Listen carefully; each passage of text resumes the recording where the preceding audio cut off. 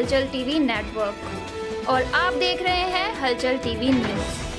हर हलचल पर नजर। नमस्कार दर्शक मित्रों, हलचल टीवी न्यूज़ में आपનું હાર્દિક સ્વાગત છે।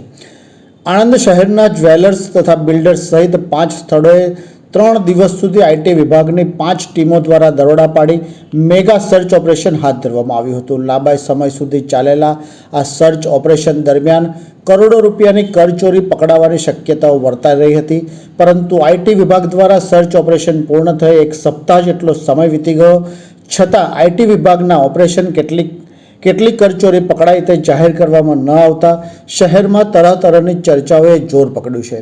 અમદાવાદ, રાજકોટ તથા સુરત સહિતની આઈટી વિભાગની 5 જેટલી ટીમોએ બુધવારે વહેલી સવારથી જ શનિવાર રાત્રિ સુધી આણંદ શહેરમાં ધામા નાખ્યા હતા અને પોલીસ તથા એસઆરપીનો બંદોબસ્ત સાથે આણંદ શહેરના અલગ અલગ 5 સ્થળોએ દરોડા પાડ્યા હતા, જેમાં આણંદ શહેરના રાધે જ્વેલર્સ તેમજ બિલ્ડરો JD Patel builder, Narayan builder, Krishna reality builder, Anand નવા બસ મથક નજીક આવેલા વૈભવ કોમર્શિયલ ટાવર ખાતેની ઓફિસો તથા બિલ્ડરોના રહેણાંક મકાન અને દરોડા 3 દિવસ સુધી સર્ચ ઓપરેશન હાથ ધરવામાં આવ્યું હતું, પરંતુ ઓપરેશન પૂર્ણ થયા બાદ આઈટીની ટીમો પરત ફરી ગઈ હતી।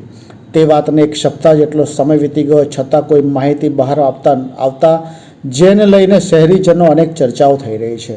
આટલા દિવસના ઓપરેશનમાં આઈટીની ટીમો કાંઈ જ હાથ લાગ્યું નથી કે પછી બંધ બારણે પતાવી દીધું હોવાની ચર્ચાઓએ જોર પકડ્યું છે।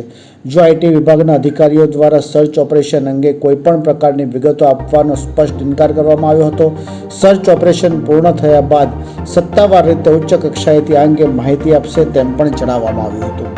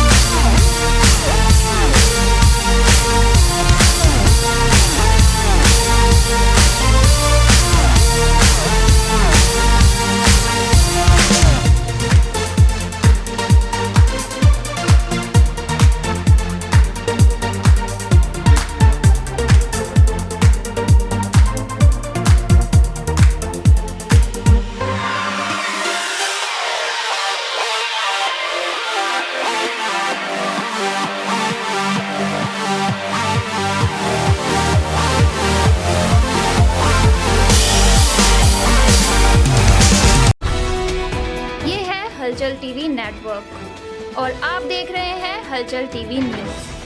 हर हलचल पर नजर, हर हलचल की खबर।